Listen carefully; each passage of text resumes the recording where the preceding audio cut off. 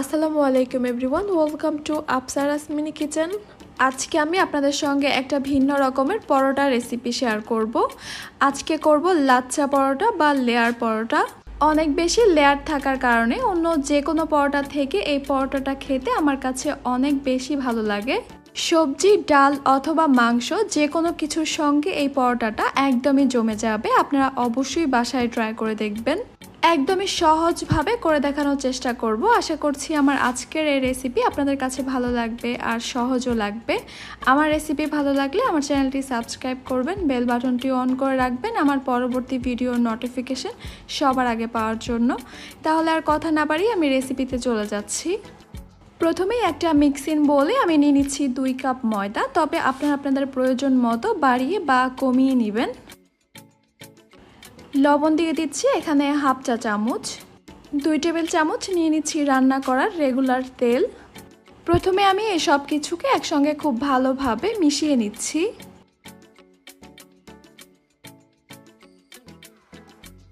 এরপর এখানে আমি হালকা কুসুম গরম পানি নিয়েছি 1 কাপ।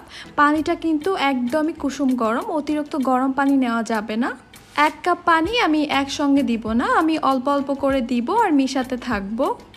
নর্মালি রুটি পরোটা তৈরি করার জন্য আমরা ঠিক যেরকম ডো তৈরি করি এখানেও ঠিক সেরকমই একটা ডো তৈরি করে নিব। পানির পরিমাণটা একটু বুঝে অ্যাড করতে হবে, কারণ আপনাদের পানি আরও কমও লাগতে পারে। আমার এখানে ডোটা তৈরি করা হয়ে গেছে। এবার আমি এই ডোটাকে 1 থেকে 1.5 মিনিটের মতো ভালোভাবে মথে নিব। দেখতেই পাচ্ছেন আমি ঠিক এরকমই সফট একটা ডো তৈরি করেছি। তবে এই ডোটাকে আমি আরও 10 মিনিটের জন্য একটা ভিজা কিন্তু নিংড়ানো সুতি কাপড় দিয়ে ঢেকে রেখে দিব। এতে করে এই ডোটা একদমই মসৃণ আর আরও কিছুটা সফট হয়ে যাবে। 10 মিনিট পর আমি কাপড়টা তুলে নিচ্ছি। এখন আমি এই ডোটাকে আরও 1 থেকে 1.5 মিনিটের মতো মথে নিচ্ছি।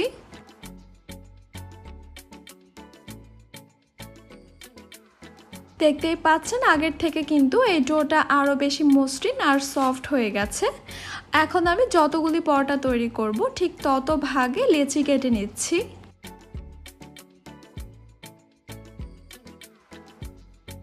সবগুলি লেচি আলাদা করে নেওয়ার পর এবার আমি একটা করে লেচি নিচ্ছি আর বাকি লেচিগুলিকে আমি আবারও সুতি কাপড়টা দিয়ে ঢেকে দিচ্ছি। এতে করে উপর থেকে ড্রাই হয়ে যাবে না, সফটই থাকবে। পরোটাগুলি বেলার আগে আমাকে একটা মিশ্রণ তৈরি করে নিতে হবে। আমি একটা বাটিতে নিয়ে নিচ্ছি 1/4 কাপ রেগুলার তেল। এরপর এখানে আমি দিয়ে দিচ্ছি 2 টেবিল চামচ কর্নফ্লাওয়ার। তেলের সঙ্গে এই কর্নফ্লাওয়ারগুলিকে খুব ভালোভাবে মিশিয়ে নিতে হবে। একটু ভালোভাবে মিশিয়ে নিতে হবে যেন কর্নফ্লাওয়ারের কোনো লাম্পস না থাকে। আর ভালোভাবে মিশানো হয়ে গেলে এই মিশ্রণটাকে আমি একটা সাইডে রেখে দিচ্ছি। আমি পরোটাগুলি বেলতে চলে যাচ্ছি। পরোটাগুলি বেলার জন্য প্রথমে আমি সামান্য ময়দা ছিটিয়ে নিচ্ছি। এবার একটা করে লেচি নিচ্ছি, এই লেচিটার উপরে আমি সামান্য ময়দা ছিটিয়ে দিচ্ছি। এবার আমি একটা বড় রুটি বেলে নিব। নর্মালি আমরা যেরকম রুটি বেলে থাকি তার থেকে এই রুটিটা আরও বড় হবে আর পাতলা হবে। রুটিটা বেলা হয়ে গেছে, আমি একটু দেখিয়ে দিচ্ছি রুটিটা ঠিক কিরকম পাতলা করেছি আমি। মিশিয়ে রাখা তেল আর কর্নফ্লাওয়ারের মিশ্রণটা থেকে এখানে আমি 1 থেকে 2 চা চামচ দিয়ে দিচ্ছি। রুটির চারপাশে এই মিশ্রণটা আমি ভালোভাবে ছড়িয়ে দিচ্ছি। এরপর এই রুটিটাকে আমি একদম চিকন করে কেটে নিচ্ছি। যত চিকন করে কেটে নেওয়া যাবে পরোটাটা তত লেয়ার হবে। লেয়ার বেশি হলে কিন্তু পরোটাটা দেখতে আর খেতেও বেশি ভালো হবে। তাই যতটা সম্ভব এই রুটিটাকে চিকন করে কেটে নেওয়ার চেষ্টা করবেন। সম্পূর্ণ রুটি যখন এরকম কাটা হয়ে যাবে তখন একটা সাইড থেকে আবার জড়ো করে নিতে হবে সবগুলোকে।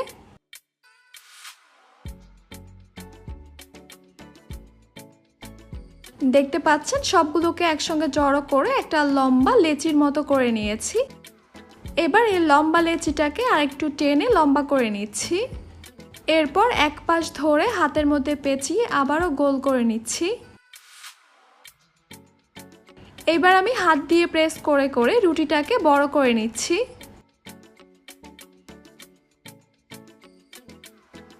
দেখতেই পাচ্ছেন আমার একটা রুটি তৈরি করা হয়ে গেছে। আপনারা চাইলে আরো বড় অথবা ছোট রাখতে পারেন। আমি আরেকটা রুটি তৈরি করে আপনাদেরকে দেখিয়ে দিচ্ছি। একদমই সহজ একটা ব্যাপার, আপনারা একটু খেয়াল করলেই বুঝতে পারবেন আমি কাজটা কিভাবে করছি। আপনারা চাইলে কিন্তু এভাবে বেলেও নিতে পারেন রুটিটাকে।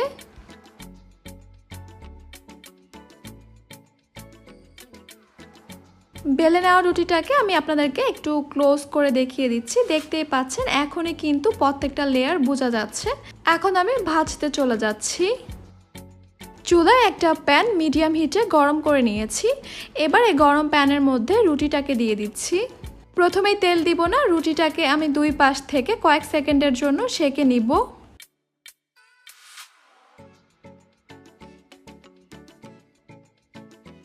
দুই পাশ থেকে কয়েক সেকেন্ডের জন্য করে সেঁকে নেওয়ার পর এখন আমি দিয়ে দিচ্ছি 2 চা চামচ তেল। চুলার হিটটাকে কিছুটা বাড়িয়ে দিয়েছি। এরপর এই পরোটাটাকে দুই পাশ থেকে মুচমুচে করে ভেজে নিব।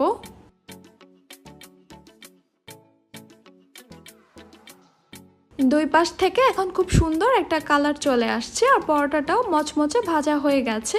এখন আমি পরোটাটাকে তুলে নিচ্ছি। ঠিক একইভাবে আমি সবগুলি পরোটা ভেজে নিয়েছি।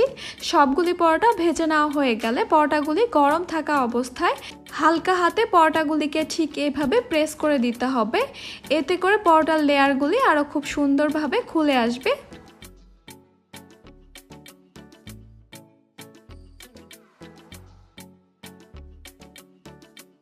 আমি আপনাদেরকে একটু পরোটার লেয়ারগুলি দেখিয়ে দিচ্ছি। দেখতেই পাচ্ছেন মাশাআল্লাহ পরোটাগুলির লেয়ারগুলি অনেক বেশি সুন্দর হয়েছে। প্রতিটা লেয়ার কিন্তু একদম স্পষ্টভাবে বোঝা যাচ্ছে। দেখেই তো নিলেন কত সহজে একদম হোটেল স্টাইলে পারফেক্ট লাচ্ছা পরোটা তৈরি হয়ে গেল। এবার আপনাদের পছন্দ মতো যে কোনো কিছুর সঙ্গে এই পরোটাগুলিকে সার্ভ করতে পারেন। আশা করছি আমার আজকের এই লাচ্ছা পরোটার রেসিপি আপনাদের কাছে খুবই সহজ লেগেছে আর ভালো লেগেছে। আমার রেসিপি ভালো লেগে থাকলে আমার চ্যানেলটি সাবস্ক্রাইব করবেন, বেল বাটনটি অন করে রাখবেন আমার পরবর্তী ভিডিওর নোটিফিকেশন সবার আগে পাওয়ার জন্য। যে কোনো রেসিপি রিলেটেড যে কোনো কোশ্চেন অথবা অন্য কোনো রেসিপি যদি দেখতে চান তাহলে আমাকে কমেন্ট সেকশনে লিখে জানাতে পারেন।